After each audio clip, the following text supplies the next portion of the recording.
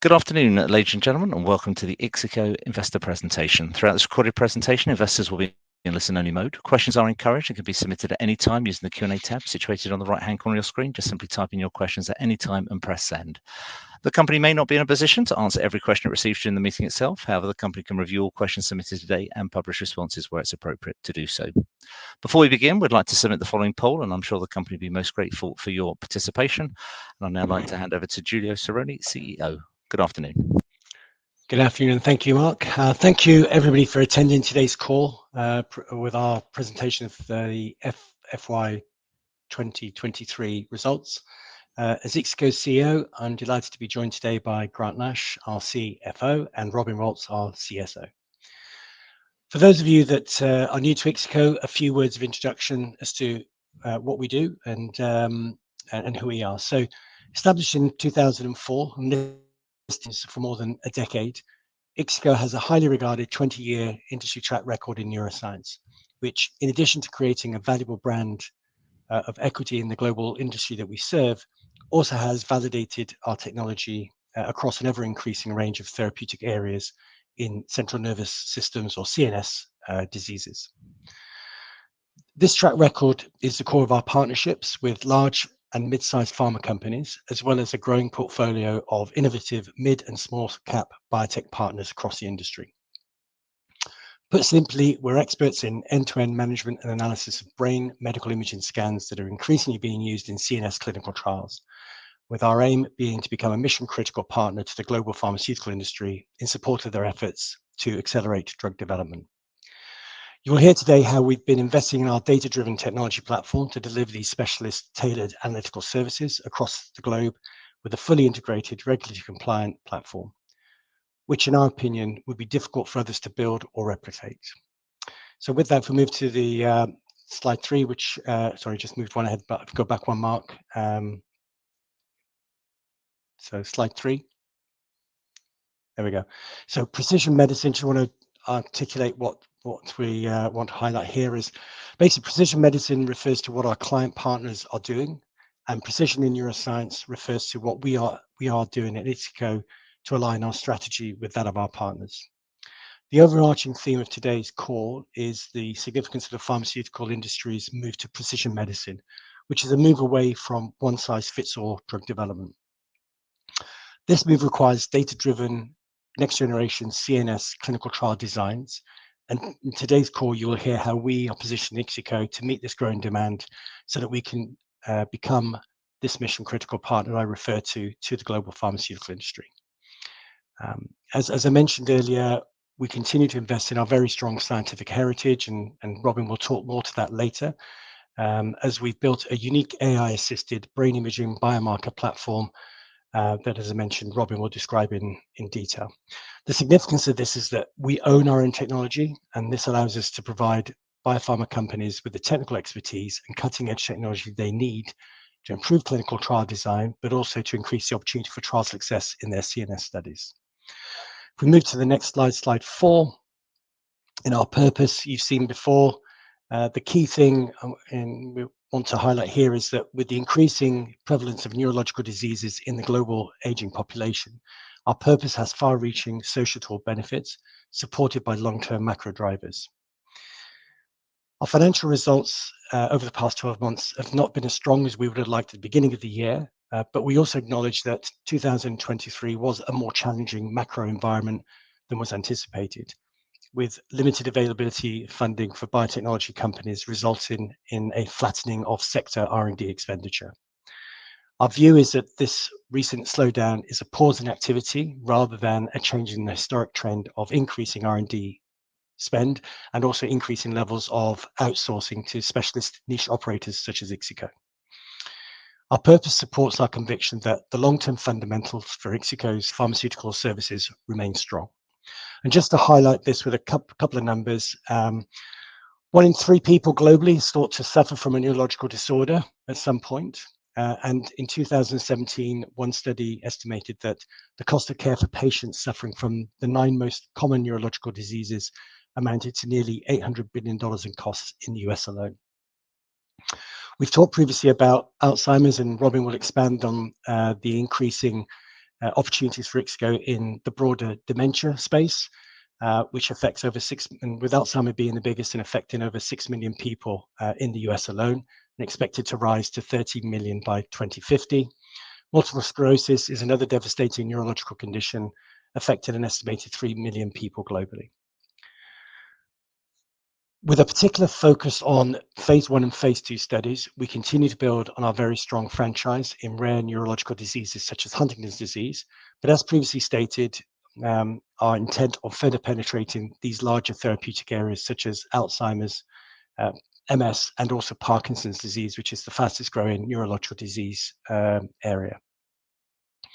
However, we also recognize that CNS therapeutic areas are recognized as particularly challenging, and investors should be cognizant that early terminations are a fundamental part of the pharma services CRO landscape and can materially impact a company's financial performance, in particular a smaller company such as IXICO.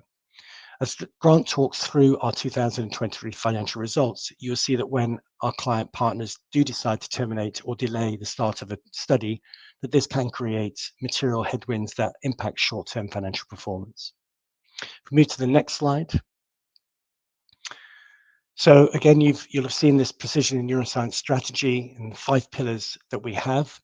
And Grant and Robin will in particular be linking the points that they highlight in their slides that relate to our investment strategy directly to this 5-point growth strategy.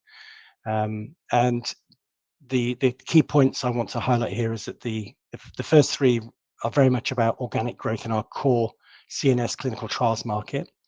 The 4th point, Robin will expand a little bit further on an initiative that we have that starts to talk to how we see the technologies that have been validated in the clinical trial space in our 20-year track record, starting to create potential opportunities for future growth and future new markets for IXICO, which I'll leave to Robin to expand on.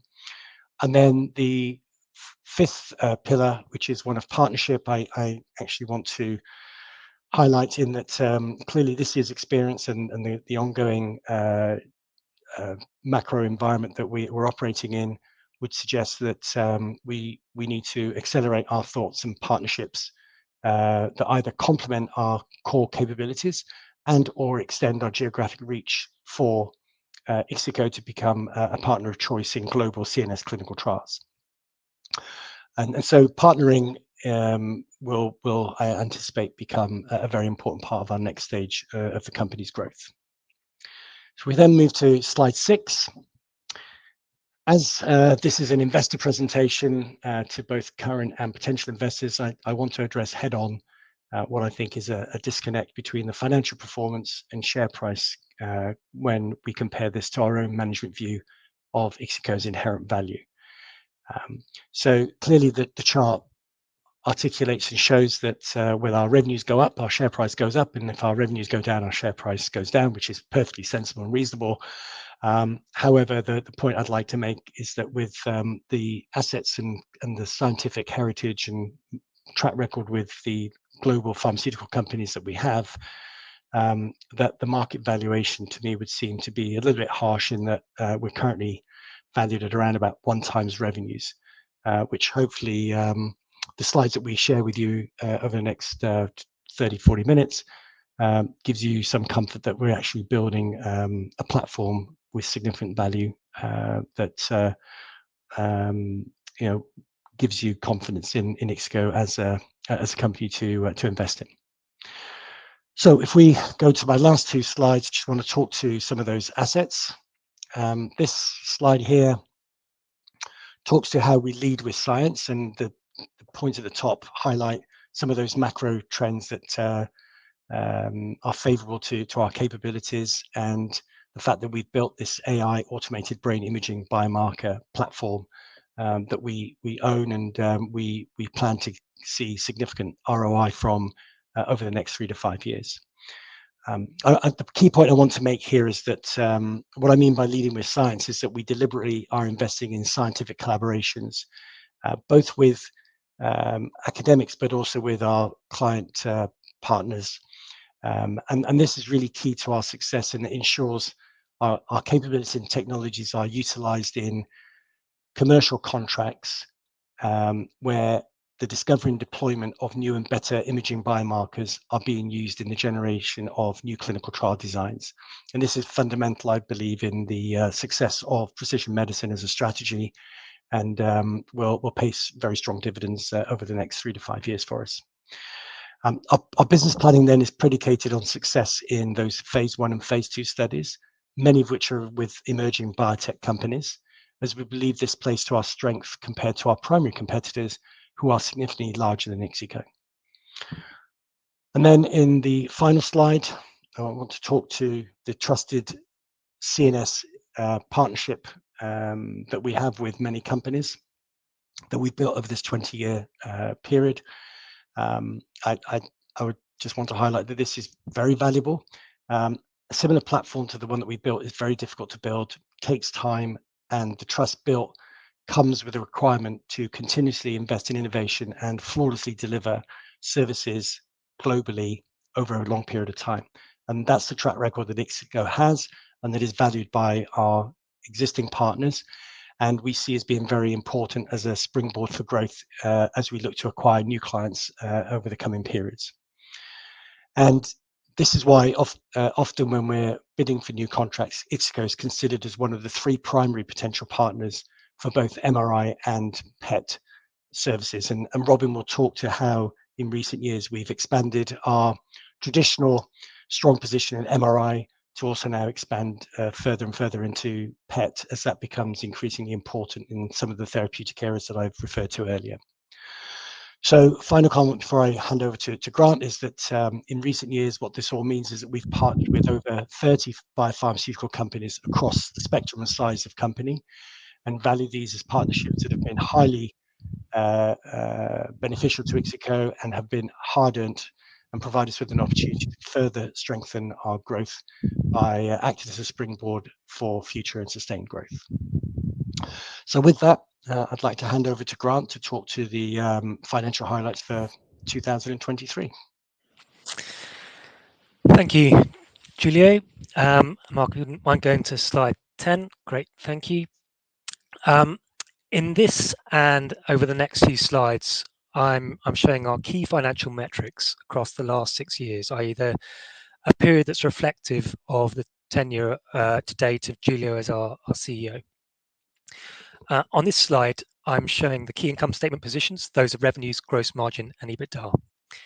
Before I get into the detail, the key point that I want to make is that these financials reflect a point in time for us on a longer road to the targets we expect to deliver by pursuing our 5-year precision in neuroscience strategy. To the point that Julio made earlier, by IXICO being valued essentially on its revenues alone, it's an attracting evaluation that even today is materially below the net asset value that the company has built up on its balance sheet. And then when the latent value of those assets is considered, our current market cap suggests that the value is not well understood by the market. Now, as Julio mentioned, this is not surprising, as it can be quite challenging for an investor to know how to attribute value to technology or scientific capabilities.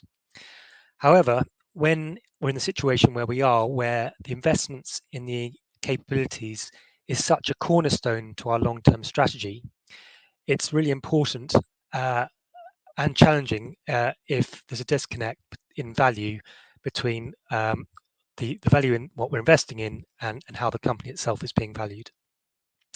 So what we are seeking to do today is to articulate more clearly the value of our science, technology, client relationships, and operational capabilities, as well as the drivers of growth within our marketplace. So before getting into those elements, and first focusing on our financials, starting with the revenues graph, which is shown on the left of this slide, you can see that between 2018 and 2020, we grew rapidly. We reported circa 30% compound annual growth rates in revenue each year. This followed a very significant success in winning the largest phase 3 HD Huntington's disease study ever run with a top 3 pharma company. We won that off the back of our scientific expertise in HD, something Robin will talk to more shortly. This client became approximately 80% of our order book in 2020 and contributed more than 50% of our revenues in that year. And therefore, consequently, when, and unfortunately, that trial failed, it had a negative impact on our revenues across the period 2021 through to this year. Across that same time period, we were successful in winning new trials with new clients and in new therapeutic indications, meaning that whilst our revenues declined in total, they declined at a much lower rate than would have been the case otherwise. The reason that that's important is that 2023 is the first year since 2018 when there are no material revenues from that large phase 3 HD trial in the revenues we're reporting.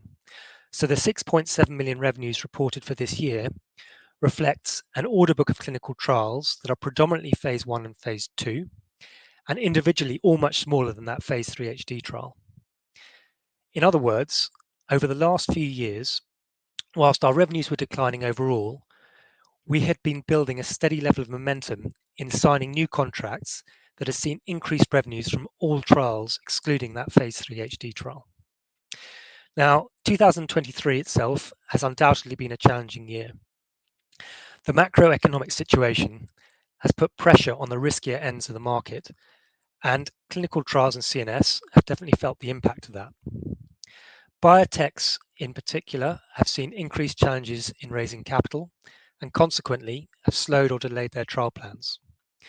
From an IXICO point of view, about 50% of our client base is biotech linked, and so we've felt the impact of that slowdown. Consequently, where we anticipated a more swift return to growth 12 months ago, we've had to caveat and soften those expectations. Now with 2024 expected to be approximately flat on 23 before returning to growth in 2025. Now, importantly, today we have a stronger offering from a science, a technology, and an operational perspective than we did even 3 years ago when we were at the peak of running that large HD trial. So we're actually better placed today than we were at that time to kick on and achieve material growth levels. As a consequence of having lower revenues and a greater proportion of early trials, which tend to be more complex and less analysis focused, we've seen some pressure on our gross margins, as you can see from the middle graph. Whilst these gross margins remain robust at approximately 50%, some of the operational leverage that we saw over recent years has reversed with a step back in revenue levels. Now this leverage will return as we return to revenue growth, and with the enhancements that we've made in our technology, we anticipate greater capacity to achieve higher margins with expanding revenues. The final graph on this slide reflects our EBITDA, which is the columns, and our FTE numbers, which is the line. The EBITDA reported is again reflective of the significant operational leverage we see in the business at revenue levels at or above 8 million in revenues. As we consider the long-term trends for CNS and the distinct scientific leadership we have as a specialized neuroscience analysis company, we are very confident that we will see a return to growth in our revenues. As a consequence of that, we have been comfortable with a return to losses for a period of time, whilst we continue to invest in those areas we defined in our Precision for Neuroscience strategy as being priorities for the longer-term success of IXICO and ultimately the long-term benefit of our shareholders. That said, we are not ignoring our short-term financial performance. We have a strong cash position, but similarly, we want to maximize the utility of that cash position. So consequently, we've reduced our headcount by approximately 12% over the last 12 months. And following a small restructuring exercise undertaken in October, we will see our headcount reduced by a further 8% by mid-2024, i.e. we've made headcount reductions of about 20% across 18 months. Whilst this has not been a process we've taken lightly, it's allowed us to consider those key elements and key priorities of our strategy and ensure we continue to invest in those key areas whilst we see a more gradual return to growth than we anticipated 12 months ago. Turning to slide 11. This slide is focused on our balance sheet, and it reflects those investment decisions that we've been taking with the long-term targets of IXICO in mind as part of that Precision for Neuroscience strategy. As many of you will recall, we raised 5 million of cash in 2018, and we've utilised that alongside profits that we made over the last few years to invest in our technology platform, our operational capabilities, and our scientific analysis offering. That is something that we've been very consistent about, and was the reason we raised that money back in 2018, with a clear focus of looking to deliver scale for IXICO over the medium and long term. What that has meant, as you can see in the graph on the left, is that across that period we have utilised cash. And at the balance sheet date of the 30th of September of this year, we retained a strong cash position of 4 million, despite returning to losses and a continuation of those investments. Looking forward, we expect that to continue, albeit at a slowing rate, both as we see our revenues return to growth and also as the cost reductions we have been making flow through. The level of long-term investments that we have made, specifically in technology, data and science, is apparent in the middle graph, where in the year we've capitalised just under 2 million, which, whilst lower than the previous 2 years, remains a substantial investment. And the detail of the technology and science these investments relate to will be covered in more detail later in this presentation. But what is important to highlight is that this substantial capital investment that we've been making in our next generation trial tracker platform in particular will reduce significantly in 2024 and beyond, now that this platform is validated and ready for client trial use. So the impact of these investments has been that IXICO has seen growth in its balance sheet value, i.e. the total value of its assets less its liabilities, across the period as shown in the graph on the right. These assets provide IXICO with leading technology and scientific capabilities, both for now and for the future. We have really only seen the very start of the potential ROI on these investments, and explain the potential for these assets is the focus of the next section of the presentation. But just before we do that, and turning to slide 12, I just wanted to provide an update on our order book. This, as a reminder, is the book of signed contracts where we have not yet delivered the revenues and therefore provides future visibility of our revenues. The loss of the phase 3 HD study has impacted our order book since 2020, but also the challenging market conditions in 2023 resulted in a slower year of new contract bookings. And that has meant that whilst we signed 8 million of new contracts in 2023, the recognition of revenues and a couple of client trial descopes meant that we saw order book contraction in the year. So for us, achieving booking levels that progress the order book back towards and then beyond the level we've seen previously is a priority and provides a lead indicator of our returning to revenue growth. To provide with some additional detail on the order book, I've got 2 further slides on this. So just turning to slide 13.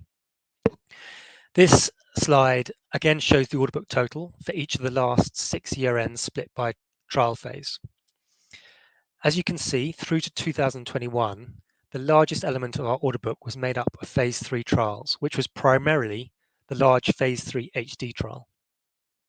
Since 2020, however, we've built up contract wins in the earlier phases, meaning that we now have an order book that is principally constituted by these earlier phase trials, more than 75%. These trials tend to be smaller and means that we're now running more trials than we were in 2020, even though the total order book value has reduced. This increase in the number of trials then provides increased opportunities for growth looking forward, as we're well positioned to follow these trials into later phases, if and when they're successful. In simple terms, we have more shots on goal today with the order book as it is now compared to how it was at 2020, even though it was higher value. And to reiterate the point on slide 14, this again shows the same information. So the order book position at the end of each of the last 6 years, but this time shows the order book split by the number of clients. The difference in the makeup of client numbers in the last few years reflects the decline in importance of that phase 3 HD study in our order book and the increasing number of clients and projects, where at the end of September of this year, we were supporting 20 trials with 15 clients across 7 therapeutic indications within neurodegenerative disease. This slide also shows the mix of type of clients, where approximately 50% of our trials we are supporting are biotech run. And that is why the macroeconomic impacts of the last 12 months, which have so impacted the biotech sector, have also impacted IXICO. And the balance of those trials is approximately evenly split between mid-pharma, top pharma, and charities. From a risk profile point of view, our largest client has reduced to 20% of our order book value from over 80% in 2020. And this reduces the risk of individual client trial failure and reflects the additional clients that we've won over the last few years. So then moving on to the next slide, I'm now going to turn to the value that we've built in our next generation of trial tracker. The financials, as I said, is really a point in time in terms of the progression in year 2 of a 5-year precision in neuroscience strategy. Where we see the value coming looking forward is from these investments, one of the key investments being this next generation of trial tracker. We are very, very excited about the potential of this platform and see it as a key part of our future growth plans. And turning to slide 16, firstly, as an overview, when I talk about Trial Tracker, this is our end-to-end clinical trials image capture and analysis platform. It provides a web-based upload for neurological images that enables imaging sites all across the world to upload brain scans from imaging scanners, PET, MRI, etc., as well as relevant clinical data into our platform. The system automatically processes these scans in a regulatory compliant manner. The system presents the image for quality control to check for any problems with the image. If the image is then passed, it transfers to our radiological network, who read the scan to check patient eligibility and patient safety. Following the image read, the image is transferred to our data analysis pipelines, which have been developed using highly contextualized data to identify and measure specific disease-based biomarkers. Each set of analysis is then submitted to an internal expert science review, where results are collated and transferred to the sponsor. The process is rightly highly regulated.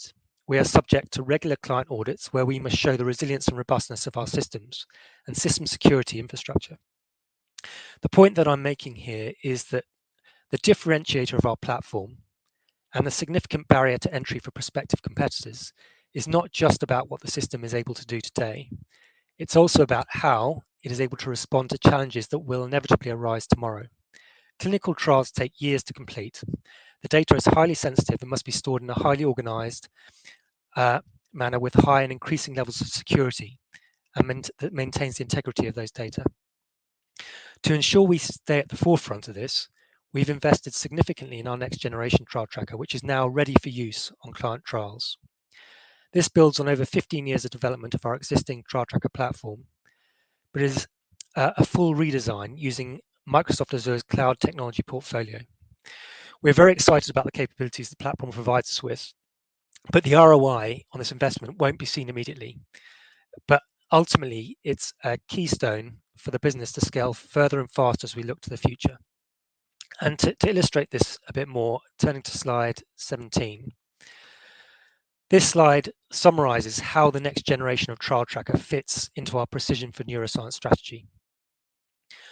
Whilst I'll dig a bit more into the technology shortly, this slide is designed to communicate why the clinical trials market needs our technology, and hence why this platform holds significant value for IXICO looking forwards.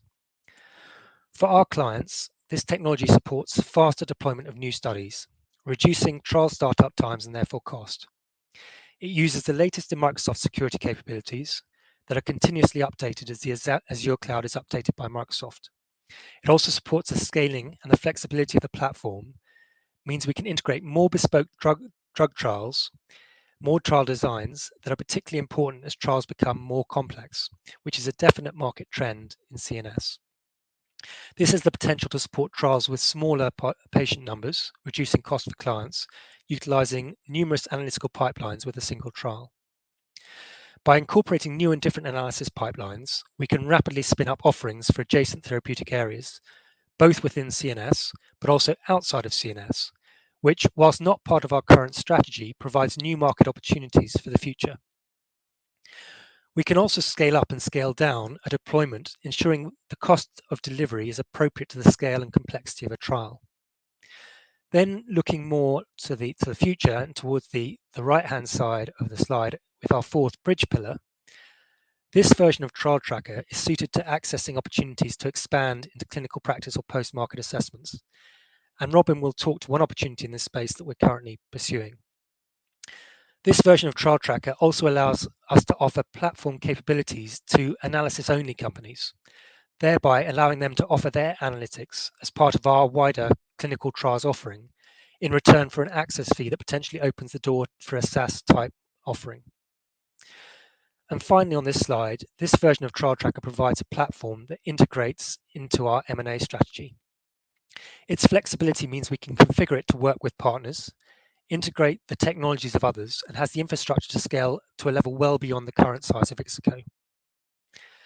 And this, of course, ties absolutely into what we've been driving towards with our strategy and our purpose. So then turning to slide 18, which is my final slide before passing over to Robin. This is a little bit more technical, but I wanted to explain in brief the architecture of this next generation trial tracker and to explain how it achieves such a high degree of scalability and flexibility. The box at the bottom of the page represents the back end of the system, i.e. Microsoft's Azure cloud with the platform database, the platform architecture, security, audit trail, capabilities, key functionality features, etc. The next box up is the front end. It includes the user interface, but also the highly powerful and flexible workflow engine that allows us to configure different workflows to suit different therapeutic indications within CNS currently, but also beyond CNS should we choose to do so, as well as individual study protocols. This is hugely powerful as it enables a system that can be adapted to run complex trials in a robust, compliant, and efficient manner. And then the top half of the diagram is the analytics capabilities and what makes this platform both so scalable, but also cost efficient and flexible. Using orchestration software known as Kubernetes within the Azure cloud environment, we can spin up and spin down processing capacity to an almost unlimited scale to support exactly the level of analysis capabilities we need at any time. This allows for both scale, but also keeps costs to a minimum. At the same time, each of the analysis pipelines sits within a Docker wrapper. This essentially enables us to run any of our analysis pipelines, irrespective of the specific libraries or technological design.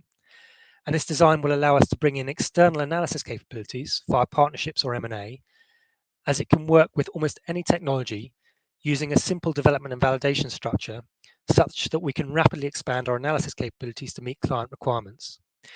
This infrastructure is now in place, and it contains more value than we can currently extract from it, as well as ensuring that we put ourselves in a position to develop the leading analysis portfolio within the clinical trials and potentially clinical imaging markets. With that, I will now pass over to Robin to talk a bit more about our science. Great, thank you, Grant. So if you go to the next slide, please. I will be talking a little bit about the scientific engagement we've had in 2023 and progress we've made. As Grant described earlier, we have significantly diversified our portfolio of contracts and the therapeutic areas we now serve into. And I will talk a little bit about the associated work we've done over the past years from a scientific point of view on and engaging in scientific developments and the respective scientific communities.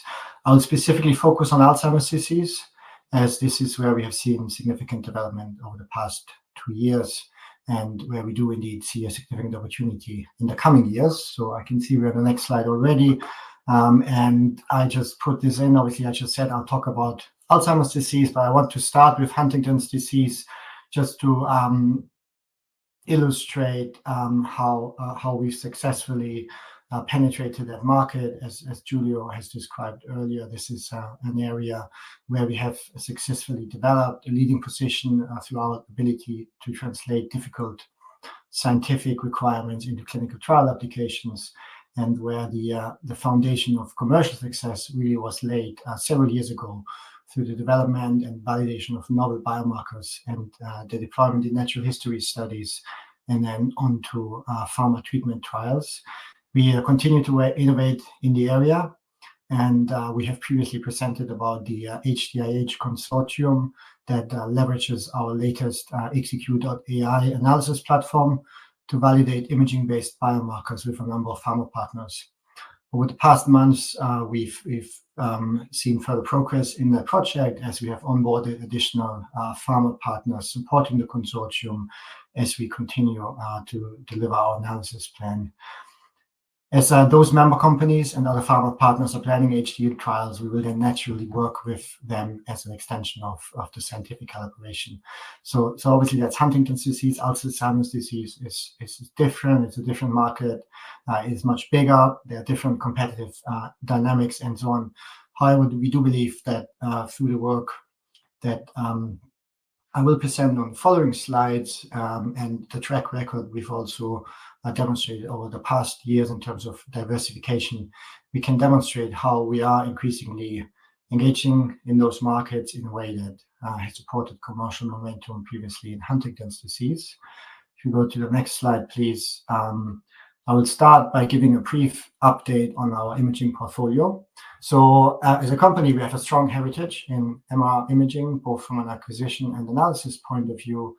And we have at our disposal a comprehensive set of techniques that support brain imaging across neurodegenerative diseases to provide services for safety, eligibility, and efficacy across phase 1 to 3 trials. This includes well-established MRI sequences like structural MRI, but also a range of novel and advanced sequences that more directly measure underlying biological processes and therefore more directly linked to various novel treatment mechanisms or hypotheses that I will go into in the coming slides. If you go to the next slide for now, I will briefly touch on molecular imaging as well, and PET specifically, where over the past 2 to 3 years, we have significantly invested in capabilities there to now have a full service offering also in molecular imaging across the tracers established in neurodegenerative diseases, specifically Parkinson's disease and Alzheimer's disease. And if you do one click, please, we see overlaid now which of those services have been first launched into clinical trials over the past 36 months. And in fact, a lot of those we first deployed over the past 12 to 24 months. We see the momentum really that we've created in the past years in penetrating those therapeutic areas. And we now have the products available that enable us to provide additional services for eligibility and efficacy primarily in those bigger indications, primarily Alzheimer's and Parkinson's disease. If you go to the next slide, please. I'd like to briefly come back to a slide that Julio has shown earlier around our scientific network and the way this enables us to engage in the scientific community, but also the pharma partners associated with those consortia. And I will highlight 4 different projects where over the past years we've made significant progress. So if we start with the Global Alzheimer's platform on the top right, this was a 1,000-patient natural history study where we have provided the amyloid PET imaging for, and that has finished recruitment earlier in this year. We have started preliminary analysis, and at this year's CTAD conference, which is the most prestigious or most important conference in AD drug development, this enabled us to get a high-profile speaker slot on the analysis we've done on the data, which is really demonstrating the mission-critical nature of those biomarkers in an evolving landscape of AD drug development. If you go to the next one, please, I will briefly talk about the AMIPET and EPET natural history studies, which have been completed over the past 2 years and are now creating a lot of insights as we, together with our partners, are going through the data. There were various manuscripts presented this year and also conference presentations over the past years that really illustrate how IXICO is engaging in biomarker development, both on MRI and PET, in Alzheimer's disease and helps us position us as a vendor in that space. If you go one more click, please, I will briefly talk about more technical developments. So we're part of the AI Center for Value-Based Healthcare, which is run by King's College here in London. And what we have done this year there is, and presented at conferences, is a validation of our IXICO.ai analysis platform for the segmentation of hippocampal subfields, which is a potentially more sensitive AD biomarkers compared to looking at the full volume, and which can be derived from a standard MRI alone. What we're seeing with this is really how we're starting to generate some of the differentiators in Alzheimer's disease that we have established in Huntington's disease over the years. And if you go one more click, I'll briefly finally talk about some work we've started engaging in as part of the Critical Path for Alzheimer's Disease CPAD initiative, which brings together pharma partners pre-competitively and regulators. And there we're now closely working in two work streams around the standardization of tau PET analysis, as well as its use as a potential surrogate biomarker in AD clinical trials. So what I'm trying to show with all of these examples is how we are systematically engaging more and more in biomarker development in Alzheimer's disease, and we are expecting this to lead to additional opportunities to further penetrate that therapeutic indication, and then hopefully continue to support those drugs as they go to later stages. So we are expecting a difference in the pattern again in the mix of trials to what Grant presented earlier, in that as we start supporting those assays from early on and they progress later in the development stage, we will get more into late stage trials as well. So if you go to the next slide, please, I will briefly just bring it back to the AD drug development landscape. So I guess the question is, why are we developing all of these biomarkers? Why is this relevant? We think it is relevant for two key trends that we're seeing. One is a significant diversification in the targets, in the mechanism of action that we see in AD drug development. So if we look at this pie chart here, we see the targets currently in phase 2 development. And we obviously see amyloid and tau with 13 and 9% respectively. But then we see big chunk in neuroinflammation, 20%, and then we see other targets, neurotransmitter receptors, for example. And so what this shows is a diversification away from amyloid and tau into new hypotheses, and that's where biomarkers obviously get critical to understand both target engagement but also efficacy. The other trend we're seeing, again, Giulio has touched on this, is a more general move towards precision medicine. So we are seeing like a major update to the NIA-AA diagnostic criteria for AD diagnosis, the ATN framework, towards an increasing use of biomarkers.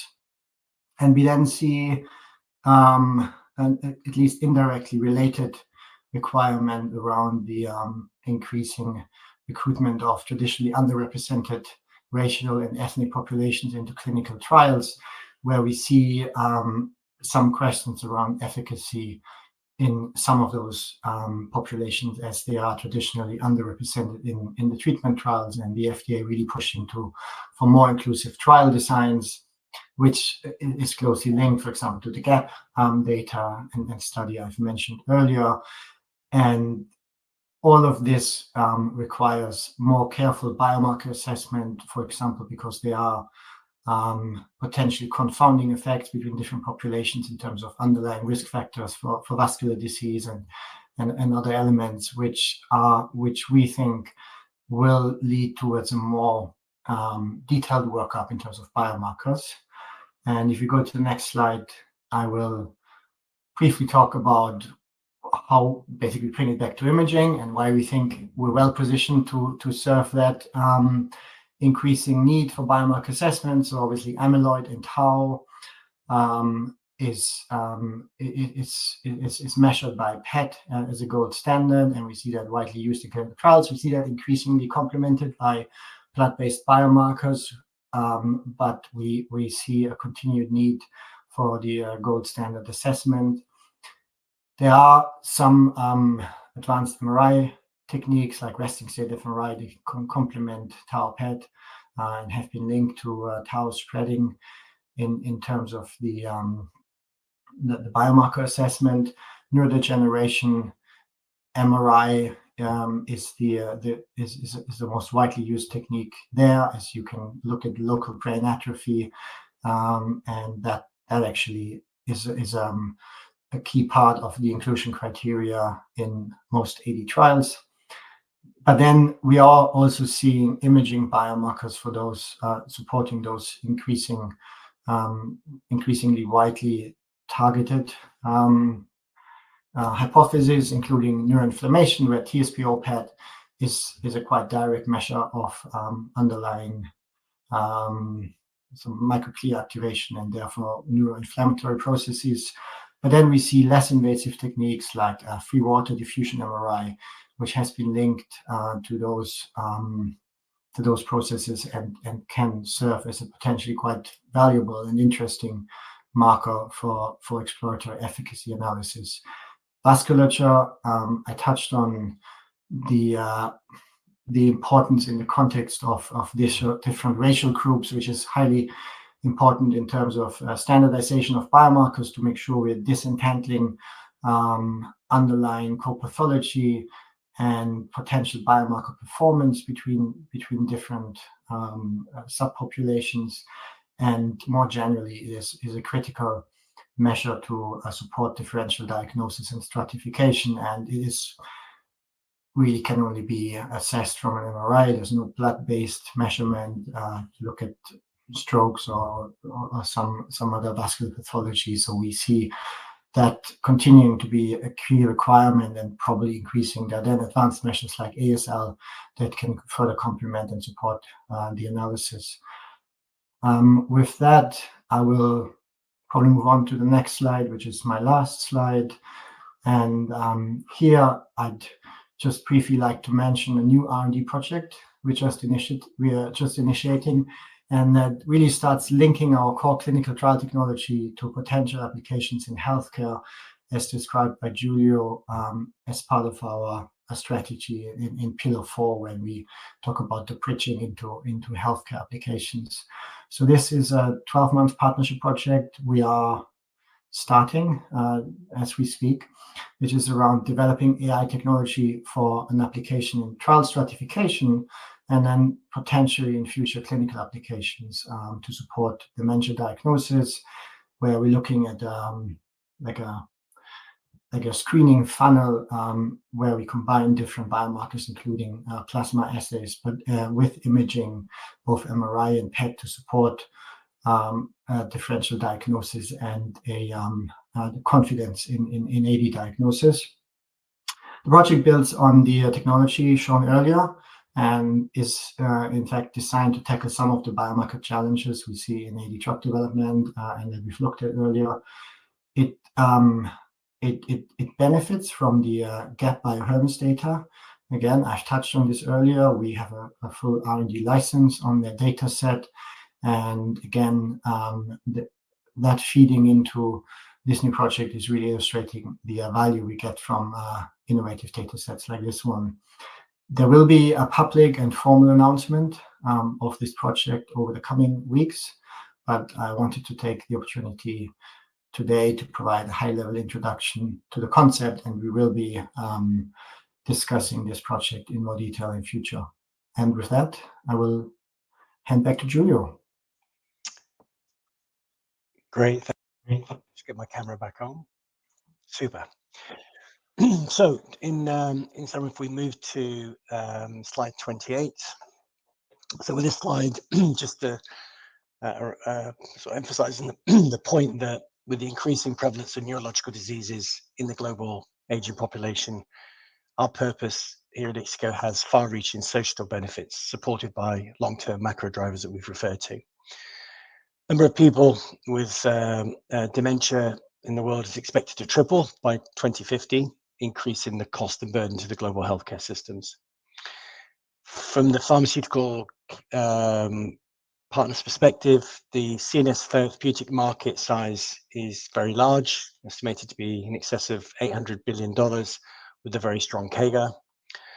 But all of this comes with a health warning that drug development takes a long time with low likelihood of approval and costs a lot, in particular in central nervous system diseases.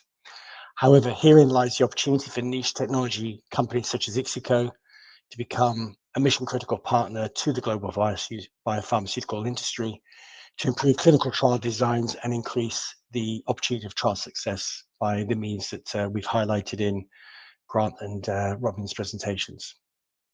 If we then go to the final slide, just want to sort of top and tail the presentation with, again, the precision in neuroscience strategy slide, and really just illustrating how hopefully we've been able to articulate the 5-point neuroscience strategy that we have, summarizing how we plan to achieve our objective of becoming a mission critical partner to the global pharmaceutical industry. So with that, thank you very much for listening, and I think now would be an appropriate time for us to take time to answer some of your questions. That's great, Grant, Julio, Robin, thank you very much indeed for updating investors. Ladies and gentlemen, please do continue to submit your questions using the Q&A tab situated on the right-hand corner of your screen. But just while the guys take a few moments to review your questions submitted already, I'd just like to remind you the recording of this presentation, along with a copy of the slides and the published Q&A, can be accessed via your Investor Meet Company dashboard. Julio, you've received a number of questions throughout today's presentation, so thank you firstly to everybody for your engagement this afternoon. If I may just hand back to you to open up that Q&A tab and just read out the questions and give a response where it's appropriate to do so. Great, and I'd like to again thank you everybody as well for submitting your questions. So what I'll do is I'll go down them and I'll read them out and maybe hand them over to I'll either deal with them myself or hand them over to my colleagues on the call. So the first one is, how can you compete with bigger competitors? So as I hope we've been able to articulate, we're a CNS specialist, and we've been partnering with pharma for a very long time to help discover, develop, and deploy the latest imaging techniques to imaging biomarkers and incorporate those in new clinical trial designs. And we're doing this versus quite often generalist imaging vendors that are much more transactional in their approach and generic in the services they provide. So that's one aspect. The other thing you hopefully seen in this presentation is that we're aiming to compete on leveraging technology to achieve our differentiated position. So our investment in technology is aimed at developing highly differentiated, tailored services that we can deliver globally without significant investments in physical presence in the different geographies. So those are the two key aspects I would say is how we compete with bigger competitors. So the second question I'll direct to Grant, which is when will you raise cash?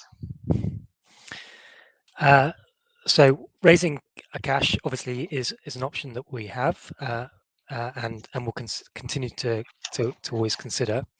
As a reminder, as I said, we raised $5 million of cash in 2018, and we used that to drive rapid growth and swift move to profitability. The purpose being to invest in the areas of the business that we see long-term value. That's what we did. And we've held the course on that despite some fairly substantial headwinds over the last couple of years. In terms of the question, clearly with our share price at the level it is currently, a substantial raise would materially dilute our existing shareholders, and so thinking of raising cash would need to bear that in mind.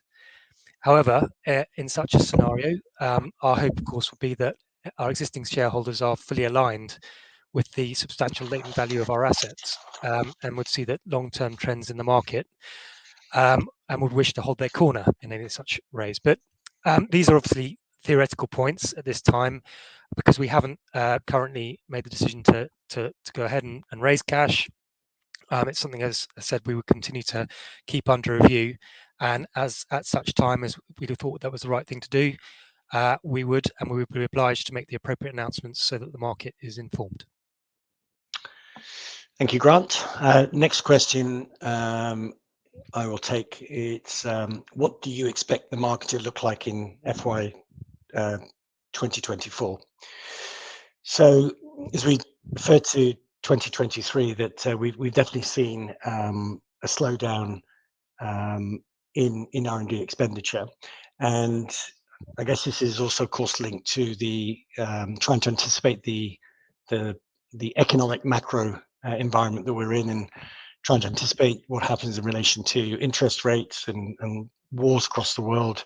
Those obviously create a lot of uncertainty, and we're definitely seeing the pharma industry being more selective and, if you like, more choosy in terms of how they're prioritizing their pipelines. And indeed, we're also seeing, not just biotechs, but also some large pharma companies, shedding jobs. So my anticipation at this stage is that we anticipate FY24 to continue to be a challenging environment. I'm hopeful that in the second half of the year we start to see evidence that some of those things have been addressed, and we start to see a clearer path to the reinvigorating of some of the financial constraints that some of the biotechs are under, but also that pharma obviously retain a long-term view on their investments. But as I said, the important thing is that we're ready and able to deliver on their requirements when they come to initiate new trials. So I guess I'm saying I suspect more of the same in terms of the general market environment. But again, that just means that we have to compete more tenaciously and more and make sure that we get our voice heard in terms of the great science and technology that we've referred to today. So next slide, I think, might be one for Grant. Would you be better off listing on the NASDAQ? That's an interesting question. So I think the NASDAQ is obviously an attractive market from the point of view that I think traditionally US investors are particularly keen on technology solutions, and capital raise levels can often be pretty significant and often higher, I suspect, than they have been on AIM. And I think it's therefore a market that is attractive to biotech companies in particular. However, the downside is that being listed on NASDAQ is pretty expensive. I think I read somewhere that being listed on AIM typically comes with an advisory insurance type overhead cost of a small number of hundreds of thousands per annum. I think being listed on NASDAQ can be an order of magnitude greater than that. Now, I think if you're a biotech company that needs to raise a lot of money to pursue a drug candidate for years before achieving revenues, that relative cost compared to the opportunity to raise those extra levels of capital make it worthwhile. However, for a medtech company that has been profitable and expects to be profitable again in the not too distant future, that kind of cost, I think, would be difficult to justify. So consequently, assuming, of course, that AIM market functions in the way that it should, which hasn't necessarily been the case over the last year, certainly, then my expectations we're probably better off on AIM than NASDAQ at this point. Okay, this one probably a combination of Grant and Robin. What's the planned R&D spend, and what areas in this investment? What areas is this investment going into? So maybe Grant, if you sort of talk to the size of the envelope, and then maybe Robin can obviously expand on what you say.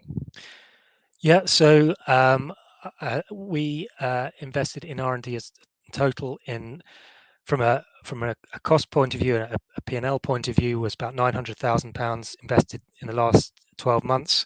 But we also invested significantly in capitalized development costs, where the bulk of our capitalized cost of 1.9 million in the year was related to development spend, primarily in our next generation trial tracker, but also in analysis pipelines. Looking forward, we expect that level of spend now to come down significantly, primarily because that platform is now client ready. So whilst there will always be ongoing developments we want to make, the quantum of that big spend that we've had over the last 3 years is reducing significantly. So in terms of what those quantums will be, we'll probably see the R&D in the P&L go up slightly, but the capitalized level come down significantly. And Robin, do you want to just sort of expand a little bit in terms of some of the that you can talk to, some of the areas that you're looking at? Sure. So from a scientific point of view, it's really focused on further developing, validating, and I would also say positioning our capabilities across MRI and PET in neurodegenerative diseases. So as I've described, we have had a significant focus on PET. I think we now have a competitive offering from an analysis point of view. There are some platform elements we are still focusing on, and some of the service components that we're investing into. There are then we didn't talk about MS a lot today, for example, but that's another area of potential where we see potential growth for the future. It's a significant area in terms of the number of trials going on and so on. So we've had some investment in our MRI capabilities in that area, and that will continue. And then it is besides the pure technology development or analysis capabilities development, it is to support engagement in those scientific consortia and partnerships that we have outlined. Great. Okay, so next one, how will the change of chair impact the strategic direction of the company? I guess it'd be nice if I had the chair here to be able to answer that question. But I think the short answer is I don't think that change in itself merits a strategic change in the direction of the company. I think what I would say is that in addition to that change, we've also quite recently enhanced our board, where we've added 2 additional non-execs with pharma background. So I think the best way I could answer that question is that I would anticipate that the increased expertise on the board and experience in relation to how pharma values innovation and the challenges and the pain points that they have, so that I and my senior leadership team get good support for our strategic direction of how we're running the business, is a very positive thing for the company. So I think that's the most appropriate way for us to think about changes at the board level. But again, the changes of the chair, we also have the benefit, obviously, the fact that the incoming chair, Mark Warren, is very experienced with IXICO, knows the company very well. So I think that's a very strong point for continuity in terms of strategic direction of the company. Next question, maybe Robin or Grant, I'll let you fight over who's best qualified. Is AI integrated in IXICO's services or future plans? So maybe Robin, do you want to take that? Yeah, sure. Yes, so we have running at the company a deep learning program in terms of our R&D development for probably 6 or 7 years now. So we've started transitioning to what a lot of people think of or mean when they talk about AI several years ago. I was talking about IXIQ.ai, our latest analysis platform, which is fully based on deep learning concepts as well. So it is a firm part of our current product offering, and we see that continue to be integrated in our product development. Great. Grant, please, can you give more details on how the low share price negatively affects the company's operations? It's a bit of a presumptive question there, but well, I think there's a number of factors that play in that. So obviously, day to day, the business continues, and the share price doesn't impact day to day the operations. We're able to continue doing what we would do, and we would do that to the best of our ability. And the fact that the share price is up or down doesn't necessarily always correspond to how well the business is going in itself.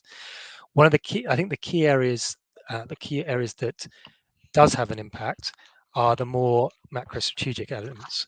So, for example, there are some opportunities out there that where we are a private company, we're able to value ourselves. We might make a justification that we would be able to acquire companies that perhaps are would be currently valued more than we are with our share price as it is. That makes it harder to do M&A when it might be a good thing for us to do as a business.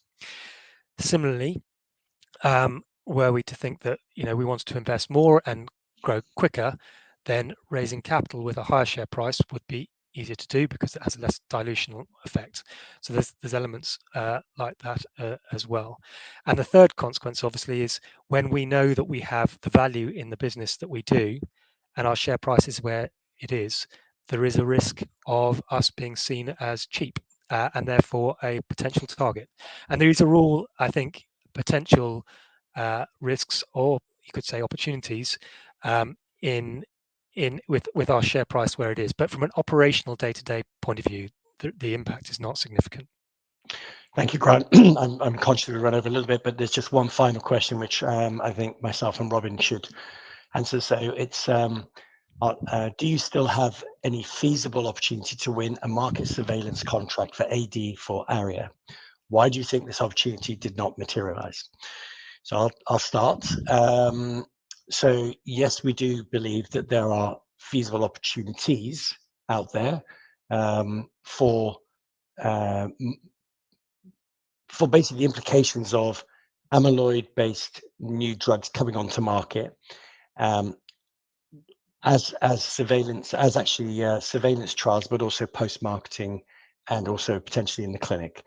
Now, there are, I mean, the next drug that we anticipate coming to market will further enhance the requirement for monitoring of ARIA. And as you all may not know, to monitor ARIA, you need to have a deep capability and expertise in MRI, which obviously is our core capability. And so, we are looking to partner with third parties to help us access the right sort of opportunities and right sort of data, so that we can develop the right sort of solutions to meet that demand over the coming years. And just the second part, why do you think this opportunity did not materialize? I think there's much to be determined in terms of what the opportunity is and the scale of the opportunity. So I definitely would not suggest that that opportunity, there's only one, and it should have materialized by now. So the pharmaceutical companies themselves are still trying to assess how they get their drugs approved, and I can assure you that ARIA, monitoring of ARIA, and the deployment the adoption of their drugs in the real world will very much be considering monitoring patient safety and ensuring patients are safe, and supporting clinicians to diagnose ARIA as and when it might appear in the real world. So, Robin, I'll hand over to you to maybe give a more informed answer than the one I just gave, but that's my view. Well, there's probably only a small piece that I can add. I think you spoke to the partnership discussions that are going on in the background that we can probably talk in more detail when the time is right. The only thing to add maybe then is that we have an active R&D program in that area as well, where we are developing technology. There's an R&D partnership that we're firming up as well, that hopefully we can announce at some point.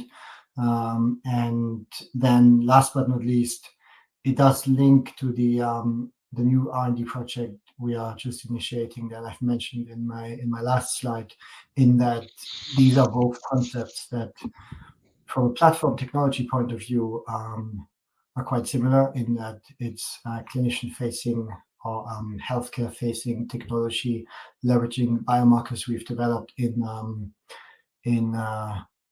for clinical trials. So going through that project that I've mentioned will also further support offering a solution in ARIA safety monitoring. So appreciate that this is all relatively vague, but I hope it still helps to reassure the audience that this is still an area of active interest, where we have various initiatives ongoing and where we see a significant opportunity for the future. That's Great, thank you. Well, that's Mark. I'll hand over back to you. That's for great. all the questions answered. No, you've answered all the questions, so thank you once again to everybody for your engagement. Julio, I'll certainly shortly redirect those on the call to provide you with their feedback, which I know is particularly important to you and the team. But before doing so, if I could just ask you just for a couple of closing comments, and then, as I said, I'll redirect investors to give you their feedback. Yeah, so I'd like to first of all thank Grant and Robin for joining me on this call today, and but more importantly, thank all of the people that have joined the call. Thank you for your interest in IXICO, and I hope sincerely that you got a lot from the material that we shared. And again, thank you for your time today in attending today's call. That's great. Julio, Robin, Grant, thank you very much indeed for updating investors this afternoon. Can I please ask investors not to close this session, as we'll now automatically redirect you for the opportunity to provide your feedback in order that the company can better understand your views and expectations. This will only take a few moments to complete, but I'm sure will be greatly valued by the company. On behalf of the management team of IXICO PLC, we'd like to thank you for attending today's presentation and wish you all a very good afternoon.